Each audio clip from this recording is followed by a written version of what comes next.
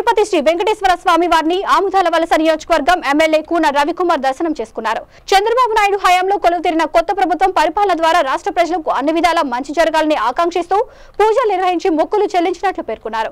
కుటుంబ సభ్యులతో ఎమ్మెల్యే హోదాలో తిరుమలకు రావడం ఎంతో ఆనందాన్ని కలిగించిందని అన్నారు. వెంకటేశ్వర స్వామి దర్శనం కోసం ఈరోజు వచ్చాం. వెంకటేశ్వర స్వామిని కోరుకున్నది పరదాల చాటును జరిగేటటువంటి పాలన పోయి ప్రజాపాలన వచ్చింది. ఈ రాష్ట్రంలో ఉన్నటువంటి 5,50,00,000 మంది ప్రజానీకం సుభిక్షంగా ఉండాలని, మంచిగా ఉండాలని, గత 5 సంవత్సరాల్లో సాగినటువంటి విధ్వంసాన్ని అధిగమించి ఈ రాష్ట్రంలో ప్రతి ఒక్క కుటుంబానికి, ప్రతి ఒక్కరికి మంచి జరగాలని ఆ వెంకటేశ్వర స్వామిని కోరుకున్నాం.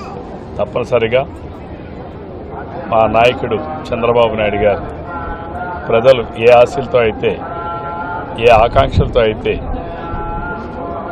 భవిష్యత్తులో కూడా ఇటువంటి తీర్పు వస్తుందో రాదో అనేటట్టుగా నభూతో నా భవిష్యత్తు అనేటటువంటి స్థితిలో అద్భుతమైనటువంటి విజయాన్ని అందించినటువంటి పరిస్థితుల్లో ప్రజల ఆకాంక్షలు నెరవేరుస్తామని చంద్రబాబు నాయుడు గారు అది నిన్నటి నుంచే తొలి అడుగు పడిందని, ఏదైతే మొట్టమొదటిగా చెప్పామో మెగా డిఎస్సి నిర్వహిస్తామని, మొట్టమొదటి సంతకం ఈ రాష్ట్రంలో చదువుకున్న నిరుద్యోగుల కోసం, అలానే ఈ రాష్ట్రంలో ఉన్నటువంటి ఎంతోమంది పేదల ఆకలి తీర్చడం కోసం అన్నా క్యాంటీన్లు ప్రారంభించడం, అలానే